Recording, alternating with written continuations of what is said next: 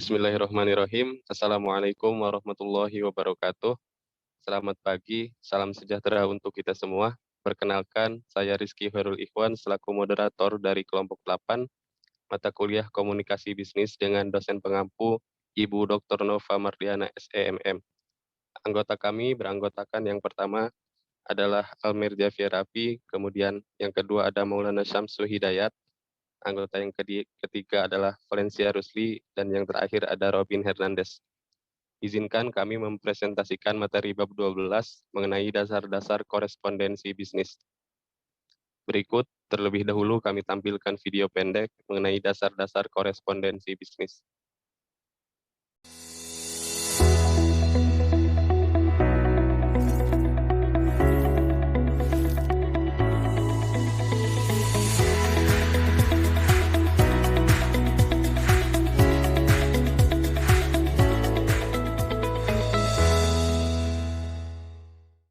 Bismillahirrahmanirrahim. Assalamualaikum warahmatullahi wabarakatuh. Alhamdulillahirabbil alamin. A good relationship start with good communication. Ya, semua orang tahu bahwa komunikasi yang baik atau hubungan yang baik akan membentuk komunikasi yang baik. Komunikasi memiliki peran yang penting untuk membentuk hubungan yang baik, hubungan yang penuh dengan cerita, hubungan yang penuh dengan makna, hubungan yang penuh dengan cinta, pesona, kedewasaan, kewibawaan, dan sinergi antara satu dengan lainnya. Baik teman-teman semuanya, jadi pada kesempatan kali ini kita akan membahas tentang penulisan direct request untuk di bab 11. Pada bab sebelumnya kita telah membahas secara rinci tentang bagaimana proses penulisan dalam peran-peran bisnis. Jadi bagaimana, karena itu di bab ini kita akan membahas secara lebih rinci tentang hal-hal yang berkaitan dengan penulisan direct request, yang mencakup bagaimana mengorganisasikan direct request, kemudian membuat surat pesanan, membuat surat permintaan rutin, kemudian pengaduan atau klaim, dan permintaan kredit rutin. Oke, sebelum masuk di materi perkuliahan, kita akan bahas dulu tentang tujuan pembelajaran pada kesempatan kali ini. Yang pertama adalah mengetahui bagaimana mengorganisasikan direct request, mulai dari pembukaannya, kemudian penjelasan secara rinci, dan penutupnya. Kemudian yang selanjutnya adalah membuat surat permintaan informasi baik untuk kalangan internal maupun untuk eksternal perusahaan. Itu untuk poin kedua. Kemudian di poin ketiga adalah mengetahui bagaimana membuat surat direct request atas pengaduan klaim dari audiens. Kemudian yang keempat adalah mengetahui bagaimana membuat surat undangan bisnis, surat pesanan, dan surat permintaan kredit. Itu adalah 4 tujuan pembelajaran untuk mata di bab 11. Kemudian apa sih sebenarnya teman-teman semuanya direct request itu? Jadi direct request itu atau permintaan langsung itu dalam definisi yang kurang tepat itu diartikan sebagai permintaan barang atau jasa secara langsung yang dilakukan dengan tatap muka, face to face. Kemudian sebenarnya tidak hanya itu, kemudian tidak sesempit itu. Konteks yang lebih luasnya atau yang sebenarnya direct request itu diartikan sebagai suatu kegiatan yang dilakukan oleh seorang atau suatu organisasi. Jadi ada interaksi antara satu orang dengan organisasi ataupun organisasi dengan organisasi. Yang message-nya di situ adalah untuk permintaan informasi yang penting dengan segera dan menggunakan berbagai media komunikasi yang ada, termasuk media elektronik. Jadi seperti itu. Jadi note di situ lebih kepada interaksi ataupun nanti hubungan ya, atau permintaan atau kegiatan untuk meminta informasi yang penting dengan segera. Jadi tidak hanya nanti face to face ataupun dan lain sebagainya, bisa nanti kita manfaatkan dengan media-media komunikasi yang ada, termasuk media elektronik. Oke, selanjutnya adalah bagaimana mengorganisasikan direct request. Paling tidak nanti ada 3 hal yang harus kita perhatikan untuk mengorganisasikan direct request atau permintaan langsung ya. Yang pertama adalah kita diminta untuk menyajikan permintaan atau ide pokok ataupun gagasan pokok atau main idea ya, yang diikuti dengan fakta-fakta yang diperlukan secara rinci. Aturan umum untuk bagian pertama adalah menulis apa yang tidak sekedar dipahami, tetapi juga kita diminta untuk menghindari kesalahpahaman yang ada gitu. Itu untuk di poin pertama. Kemudian di poin yang kedua adalah berikan penjelasan secara rinci sebagai pendukung alinea pembukaan atau di alinea pertama atau di bagian yang pertama tadi. Pada bagian ini biasanya nanti teman-teman bisa isi dengan orientasi manfaat, kemudian produk, teknis, dimensi, kegunaan suatu produk, dan lain sebagainya. Kemudian di bagian yang ketiga adalah kemukakan permintaan terhadap tanggapan khusus lengkap dengan waktunya, ekspresi terhadap apresiasi ataupun pemberian goodwill. Seperti itu. Itu adalah 3 hal penting bagaimana kita mengorganisasikan direct request atau menyusun pesan langsung, seperti itu. Kemudian di bagian pengorganisasian direct request itu ada permintaan informasi rutin. Ada 3 hal juga yang harus kita perhatikan. Yang pertama adalah apa yang ingin Anda ketahui. Yang kedua adalah message-nya, mengapa hal tersebut perlu diketahui ataupun dilakukan. Kemudian yang ketiga adalah mengapa hal ini dapat membantu gitu. Nah, kemudian di dalam permintaan informasi rutin dalam kaitannya dengan direct request, permintaan informasi rutin ini nanti terbagi menjadi 2 hal. Yang pertama adalah dari dalam organisasi dan yang kedua adalah dari luar organisasi. Untuk permintaan dalam organisasi, biasanya ini berupa pesan request atau permintaan, juga bisa dibuat lebih permanen dalam bentuk tulisan seperti halnya memo atau pesan singkat dalam bentuk tulisan akan bisa menghemat waktu, efisien dan akan mudah membantu audiens untuk memahami isi dari pesan singkat tersebut secara tepat apa yang diinginkan. Oke, itu untuk permintaan dalam organisasi. Biasanya bentuknya memo ya, teman-teman. Kemudian itu lingkupnya adalah di dalam organisasi itu sendiri. Kemudian untuk permintaan dari luar organisasi, biasanya ini permintaan untuk misalkan bentuknya muncul dari mendapatkan informasi produk baru di antara organisasi yang lain ataupun perusahaan yang lain. Kemudian meminta katalog produk, keinginan menjalin kerjasama bisnis dan lain sebagainya. Nah, di permintaan dari luar organisasi paling tidak ada 3 hal yang harus kita perhatikan. Yang pertama adalah dari mana kita membaca sumber iklan tersebut, nama surat kabarnya misalkan, kemudian kalau itu menggunakan surat kabar, kemudian halaman berapa, tanggal berapa, hari, bulan, tahun. Kemudian yang kedua adalah kita bisa menjelaskan apa yang kita tujukan atau maksudkan. Kemudian yang ketiga adalah jangan lupa untuk mencantumkan alamat kita yang jelas dan lengkap untuk balasan surat kita tersebut.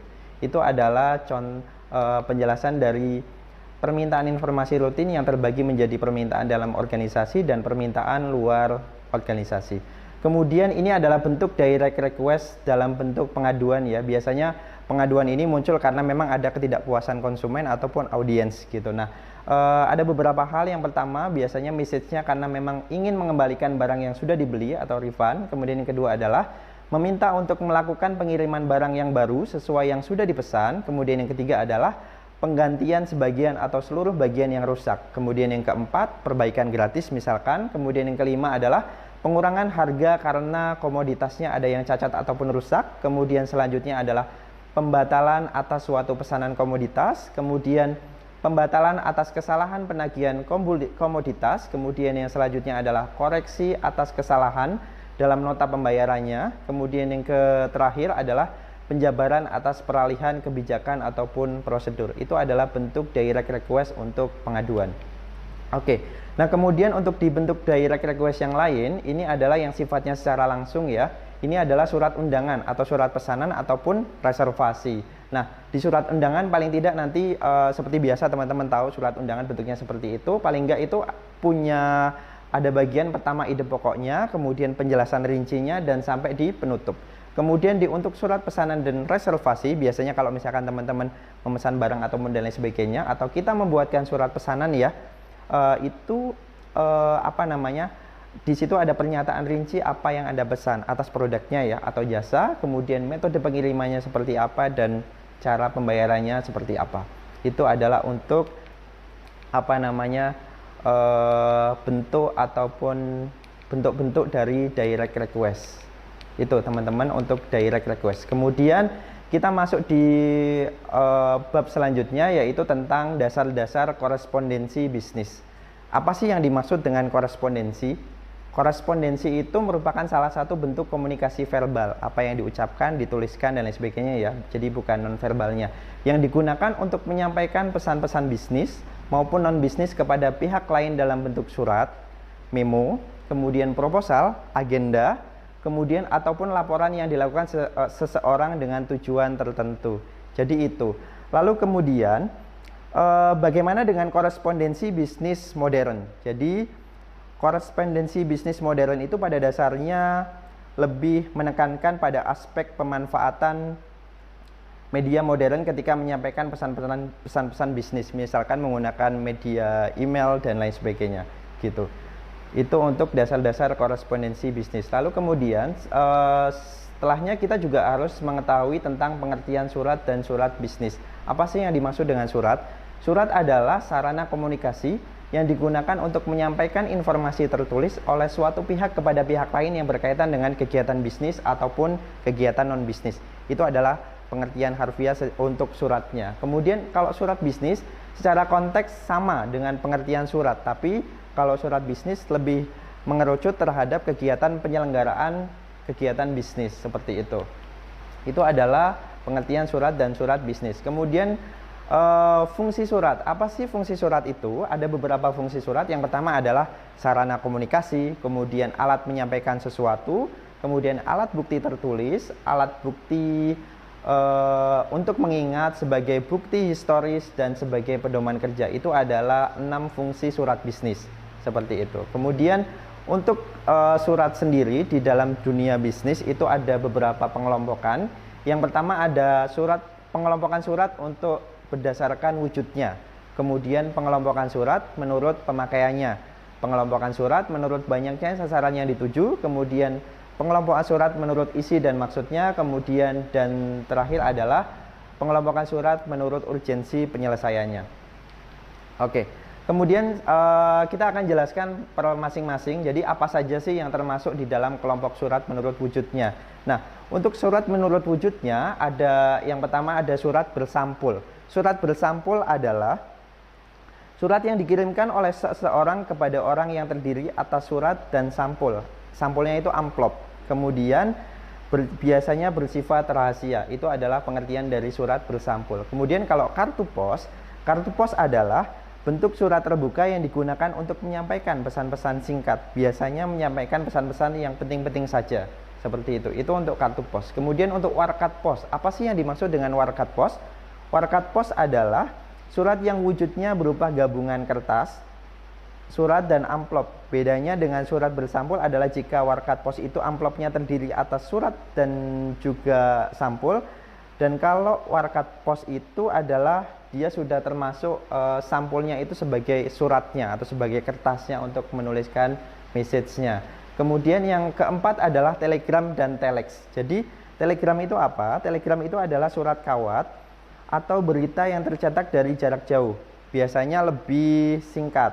Kemudian sedangkan telex itu sama dengan telegram, namun sifatnya lebih luas, kemudian lebih cepat, lebih langsung, lebih lengkap, dan dapat dievaluasi dan disebarkan dalam jumlah yang banyak. Itu adalah pengertian dari telex. Kemudian memo dan nota. Apa sih yang dimaksud dengan memo? Memo ataupun nota. Nah, memo adalah atau memorandum adalah surat yang digunakan oleh pimpinan untuk menyampaikan pesan-pesan singkat berupa pemberitahuan, kemudian permintaan dan lain-lain. Sifatnya lebih untuk internal organisasi gitu. Nah, kemudian sedangkan nota adalah pesan singkat untuk meminta data atau informasi penting di dalam organisasi. Itu adalah pengertian memo dan nota. Kemudian selanjutnya adalah surat tanda bukti. Surat tanda bukti itu apa? Surat tanda bukti itu adalah surat yang memiliki tanda pengakuan sah atas pembayaran tertentu. Jadi misalkan itu bentuknya faktur, kwitansi, dan lain sebagainya gitu. Nah, itu adalah bentuk-bentuk surat menurut wujudnya. Kemudian surat menurut pemakaiannya terbagi menjadi 4. Yang pertama surat pribadi, jelas. Kalau surat pribadi berarti pemakaiannya ya memang untuk kepentingan pribadi. Kalau surat dinas ya kepentingannya untuk dinas. Kemudian surat bisnis, kepentingannya untuk kegiatan transaksi bisnis, misalkan SPK, kemudian surat penagihan dan lain sebagainya. Kemudian surat sosial itu digunakan untuk kegiatan-kegiatan sosial, misalkan untuk permintaan donatur, permintaan dana kepada donatur dari yayasan tertentu dan lain sebagainya. Itu termasuk di dalam surat sosial. Oke. Kemudian kita masuk kategori surat yang menurut jumlah sasaran yang dituju. Yang pertama adalah surat biasa. Kalau surat biasa jumlahnya lebih sedikit. Biasanya memang itu digunakan di dalam internal organisasi. Kemudian yang kedua adalah surat edaran. Surat edaran itu lebih ke dalam misalkan organisasi tersebut atau perusahaan itu memberikan edaran, informasi cuti, informasi libur dan lain sebagainya. Itu adalah bagian dari surat edaran dan cakupannya masih di dalam internal organisasi ataupun perusahaan itu sendiri. Kemudian kalau yang selanjutnya adalah surat pengumuman. Surat pengumuman itu lebih ke dalam konteks dia memberikan informasi yang lebih luas gitu. Nanti misalkan dia sampai keluar organisasi, misalkan pengumuman untuk apa namanya lowongan pekerjaan dan lain sebagainya gitu.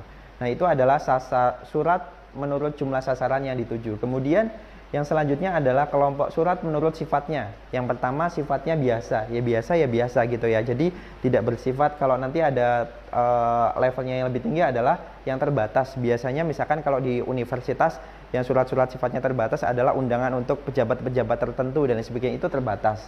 Kemudian kalau surat rahasia itu adalah yang memang sifatnya rahasia. Jadi orang lain nggak boleh melihat dan lain sebagainya, dan itu biasanya bersifat individual gitu untuk surat rahasia. Kemudian yang selanjutnya adalah surat menurut urgensi. Yang pertama adalah surat biasa. Urgensinya biasa, belum terlalu penting. Kemudian nanti ada yang kedua adalah urgensi yang segera. Berarti memang kepentingannya levelnya di atas yang biasa. Kemudian yang terakhir adalah yang kilat, yang memang segera harus dilakukan. Seperti itu. Nanti bentuk-bentuknya juga nanti mengikuti ya, untuk yang biasa seperti apa, segera seperti apa, dan surat kilat seperti apa gitu. Nah ini adalah salah satu contoh surat yang memang biasa ya yang kita lihat. Yang pertama paling enggak nanti ada komponen kop surat ya. Kop surat yang di atas itu yang PT DP Pratama Media itu adalah bagian dari kop surat sampai dengan garis. Kemudian nanti ada tanggal dan nomor surat itu di bawahnya ya persis. Kemudian nanti ada alamat dan nama yang dituju ya. Kemudian di bawahnya lagi nanti ada perihal. Di bawahnya lagi nanti ada pembukaan suratnya. Kemudian nanti ada isi suratnya itu seperti apa, dan penutup, dan sampai di pengirim surat atau yang membuat surat itu adalah siapa atau PIC-nya siapa gitu, agar nanti bisa diberikan feedback dan lain sebagainya gitu. Itu adalah contoh surat ya teman-teman ya. Ada banyak contoh lain yang bisa kita lihat juga di bukunya Pak Joko gitu. Kemudian selain itu teman-teman semuanya, jadi selain kita memperhatikan apa isi suratnya, kita juga harus memperhatikan format lipatan surat dan amplop. Jadi karena ini merupakan bagian dari etika korespondensi di dalam dunia bisnis, jadi bentuk lipatan surat yang asal-asalan akan memberikan kesan yang atau citra yang kurang baik bagi pengirimnya, seperti itu. Nah, di situ ada beberapa standar, ada 8 standar. Yang pertama adalah lipatan surat baku, kemudian lipatan setengah baku, lipatan akordion, lipatan setengah akordion, lipatan tunggal, lipatan ganda paralel, lipatan model Perancis, dan yang terakhir adalah lipatan model Baron. Itu adalah 8 bentuk lipatan surat yang memang sekarang itu berlaku di Indonesia dan lain sebagainya, bahkan di dunia gitu ya. Gitu. Nah, kemudian yang terakhir kita akan berikan contoh untuk surat bisnis. Yang pertama adalah surat pesanan, kemudian yang kedua adalah surat konfirmasi, yang ketiga surat pengaduan, surat permintaan informasi, kemudian surat ucapan selamat, surat pemberitahuan pindah alamat, surat penagihan, surat peringatan, surat perintah kerja, dan surat perjanjian. Baik, teman-teman semuanya, seorang komunikator yang bijaksana itu tidak hanya jago dalam menyampaikan apa isi dari pesan tersebut, tetapi juga menerapkan apa isi yang dari pesan yang disampaikan. Dalam Quran surat Al-Baqarah ayat 44, mengapa kamu suruh orang lain mengerjakan kebajikan, sedangkan kamu melupakan diri kewajibanmu sendiri, padahal kamu membaca Alkitab atau Taurat, maka tidaklah kamu berpikir. Terima kasih teman-teman semuanya. Mohon maaf atas segala khilaf. Assalamualaikum warahmatullahi wabarakatuh.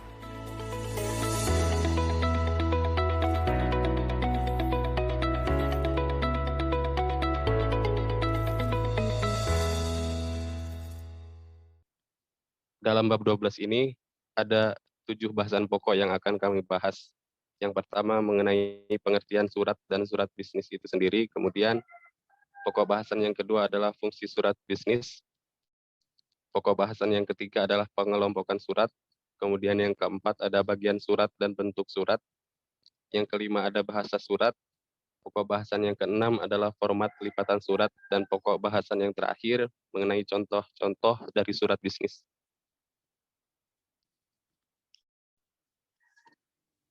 Masuk ke pembahasan yang pertama, yaitu pengertian surat dan surat bisnis. Menurut Pusat Pembinaan dan Pengembangan Bahasa Departemen Pendidikan Nasional, surat dapat didefinisikan sebagai suatu sarana komunikasi yang digunakan untuk menyampaikan informasi tertulis oleh suatu pihak kepada pihak lain.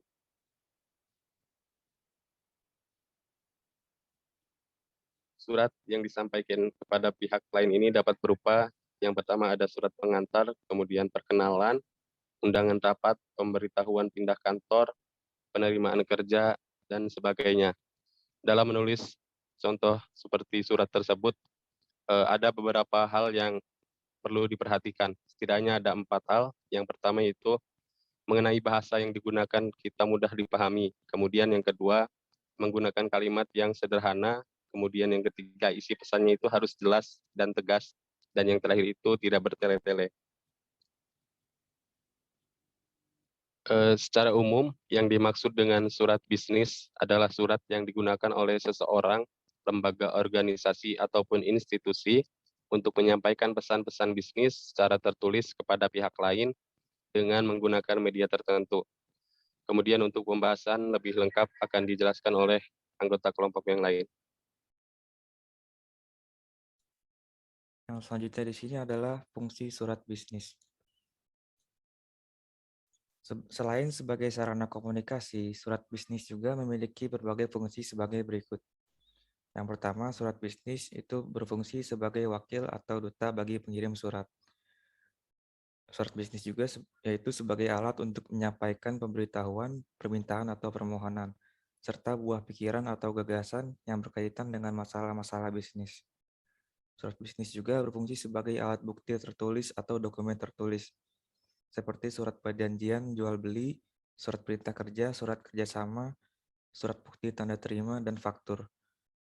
Surat bisnis juga sebagai alat untuk mengingat, sebagai bukti sejarah atau historis, pedoman kerja, dan media promosi bagi pengirim surat. Kemudian terdapat beberapa kelebihan surat bisnis dibandingkan dengan alat komunikasi lisan, yaitu meliputi yang pertama dapat menghindari kesalahpahaman dalam berkomunikasi, karena pengirim pesan dapat mempersiapkannya dengan sebaik-baiknya dan sejelas-jelasnya. Yang kedua, penyampaian pesan-pesan bisnis juga memungkinkan pembaca membacanya berulang-ulang, sehingga apa yang disampaikan dalam surat tersebut dapat dipahami dengan sebaik-baiknya. Yang ketiga, penyampaian pesan-pesan bisnis dengan surat lebih ekonomis bila dibandingkan dengan penyampaian pesan-pesan bisnis melalui telepon atau telegraf. Selanjutnya akan dilanjutkan oleh rekan saya.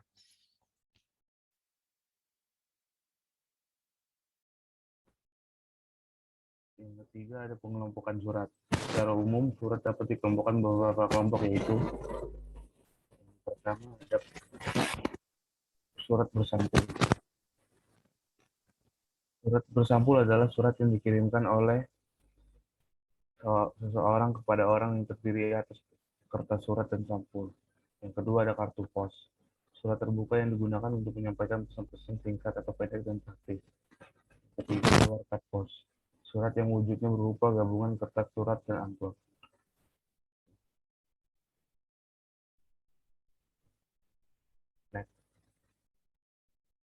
Selanjutnya ada telegram dan teks. Surat kawat atau berita yang tercetak dan disampaikan dari jauh-jauh.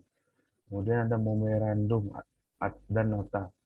Surat yang digunakan oleh pimpinan untuk menyampaikan pesan-pesan singkat dalam suatu organisasi. Yang ketiga ada surat tanda bukti.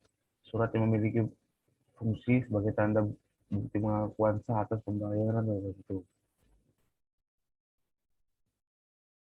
Selanjutnya ada surat pribadi. Surat yang isinya menyangkut kepentingan atau hal-hal yang sifatnya personal atau pribadi. Kemudian surat dinas. Surat yang isinya berkaitan dengan kepentingan, tugas, dan kegiatan dinas dan instansi pemerintah.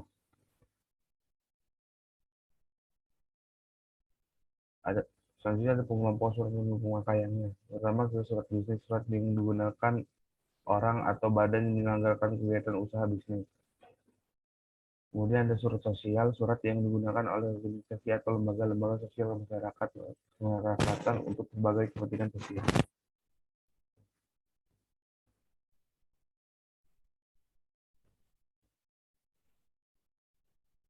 Kemudian ada surat biasa, surat yang ditujukan kepada seseorang atau organisasi berisi suatu informasi yang bersifat umum, bukan bersifat pribadi.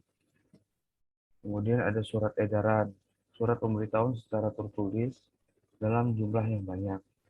Selanjutnya ada surat pengumuman, surat yang berisi pemberitahuan tentang suatu hal yang perlu diketahui.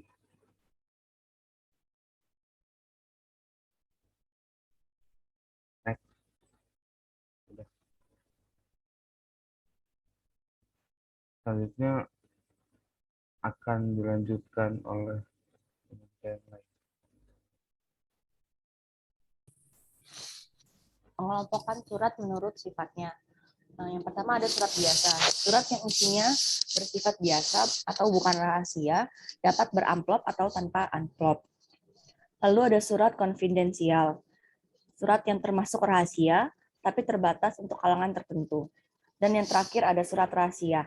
Surat yang isinya hanya boleh dibuka dan dibaca oleh orang atau pejabat tertentu dalam suatu organisasi. Next.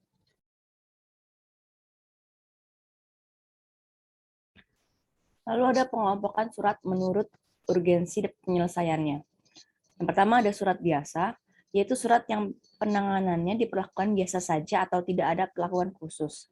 Yang kedua ada surat segera, surat yang memang memerlukan penanganan secepat mungkin atau dilakukan dengan segera. Sedangkan yang terakhir ada surat kilat, surat yang memerlukan penanganan dengan sangat segera. Lalu ada pengelompokan surat menurut isi dan maksudnya. Yang pertama adalah surat pemesanan produk. Lalu ada surat keterangan, surat pemberitahuan, surat permintaan informasi, dan yang terakhir adalah surat penawaran produk. Selanjutnya ada bagian surat dan bentuk surat. Yang pertama adalah penulisan tanggal. Tanggal, nama, bulan, dan tahun. Lalu dilanjuti ada penulisan nomor, halaman, lampiran, dan tembusan.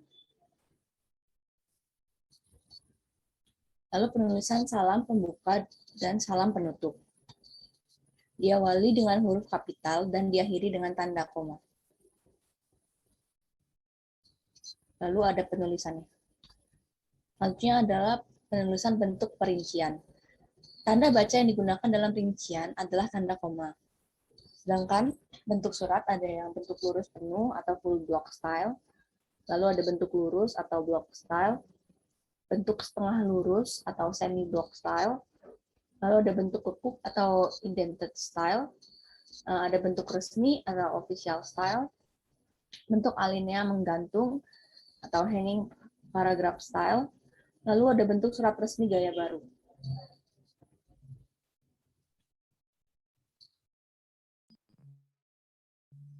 Selanjutnya yaitu bahasa surat. Bahasa yang digunakan di dalam surat harus tunduk kepada semua aturan bahasa yang berlaku, baik struktur kata dan kalimat maupun menggunakan tanda-tanda baca. Untuk pemakaian alinea atau paragraf dan sebagainya. Kemudian pada alinea pembuka yang merupakan pengantar isi surat, penulis surat biasanya menggunakan kalimat-kalimat khusus yang disesuaikan dengan maksud surat itu. Sebagai contoh, memberitahukan sesuatu, menanyakan sesuatu, meminta sesuatu, membalas surat, atau menjawab pertanyaan, dan sebagainya. Beberapa contoh untuk kalimat pembuka pada surat, yaitu yang pertama, dengan surat ini kami beritahukan kepada saudara.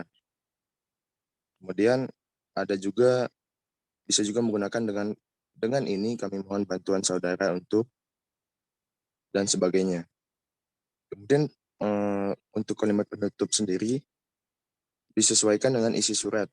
Pada umumnya, pada akhir surat kita menyampaikan terima kasih kepada orang yang kita kirimi surat. Itu oleh karena bantuannya, perhatiannya, kerjasama yang ditunjukkannya, dan sebagainya. Kemudian untuk contoh kalimat, untuk kalimat penutup itu sendiri, yang pertama, atas bantuan saudara, kami ucapkan banyak terima kasih. Atau bisa juga menggunakan kalimat, kami akhiri surat ini dengan ucapan terima kasih atas perhatian serta kerjasama saudara yang baik. Kemudian untuk yang selanjutnya, format Pelipatan surat dan amplop. Ada beberapa format untuk pelipatan surat dan amplop, yaitu yang pertama lipatan baku atau standard fold, yaitu jenis lipatan surat yang paling umum digunakan. Untuk cara melipatnya sendiri, kertas dibagi menjadi 3 bagian sama besar, lalu dilipat dengan posisi bagian 1 dan bagian 3 semuanya dilipat ke arah bagian 2. Kemudian untuk jenis lipatan yang kedua yaitu lipatan setengah baku atau semi-standard fold, yaitu variasi dari lipatan surat bentuk baku. Perbedaan terletak pada bagian lipatan atasnya saja. Untuk cara melipatnya sendiri, yaitu kertas dibagi 3 bagian, 2 bagian sama besar dan 1 bagian lebih kecil, kemudian kertas dilipat. Kemudian untuk jenis lipatan selanjutnya itu lipatan akordeon atau accordion fold. Itu variasi lain dari lipatan surat bentuk baku. Untuk cara melipatnya, kertas dibagi 3 sama besar, kemudian bagian 1 dilipat ke atas dan bagian 3 dilipat ke bawah. Untuk jenis lipatan selanjutnya itu semi accordion atau semi accordion fold, adalah variasi lain dari lipatan surat bentuk baku. Untuk cara melipatnya sendiri, kertas dibagi 3 bagian, bagian 1 dilipat ke atas dan bagian 3 dilipat ke bawah. Kemudian ada juga jenis lipatan tunggal atau single fold, adalah jenis lipatan kertas yang paling sederhana serta paling mudah dibuat karena hanya dengan membagi kertas surat menjadi dua bagian yang sama panjang kemudian dilipat. Kemudian ada juga jenis lipatan ganda atau parallel double fold, adalah jenis lipatan yang mudah untuk dibuat karena hanya meneruskan lipatan sekali lagi setelah lipatan tunggal. Untuk cara melipatnya, kertas dibagi 2 sama besar kemudian dilipat. Apa? Yang selanjutnya ada jenis lipatan Perancis atau French fold. Jenis ini sering digunakan untuk surat-surat niaga, tetapi sekarang banyak juga surat dinas yang menggunakan jenis lipatan kertas surat yang semula merupakan lipatan kertas surat yang digunakan oleh raja dan kaum bangsawan Eropa tersebut. Kemudian untuk jenis yang terakhir yaitu lipatan baron atau baronial fold, sering digunakan untuk surat-surat dinas atau surat yang menggunakan amplop atau sampul yang panjang, karena panjang lipatan ini melebihi sampul atau amplop ukuran pendek. Kemudian untuk bahasan selanjutnya itu mengenai contoh-contoh surat bisnis.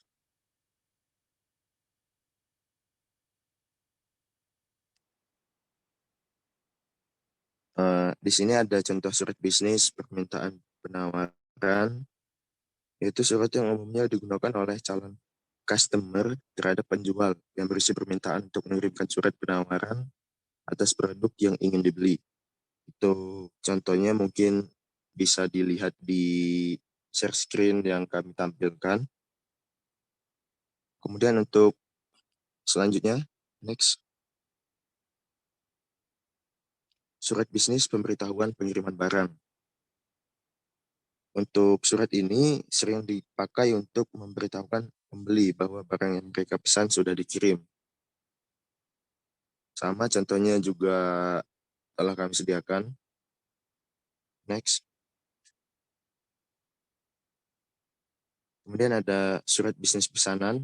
Itu surat yang dibuat dan dikirimkan oleh perusahaan yang hendak membeli produk tertentu kepada penjual.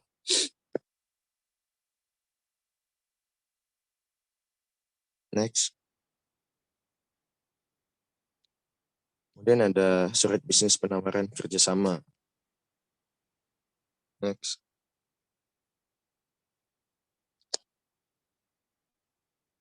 Dan yang terakhir ada surat bisnis penagihan. Itu surat yang digunakan untuk mengonfirmasi atau memperjelas sebuah pesanan produk.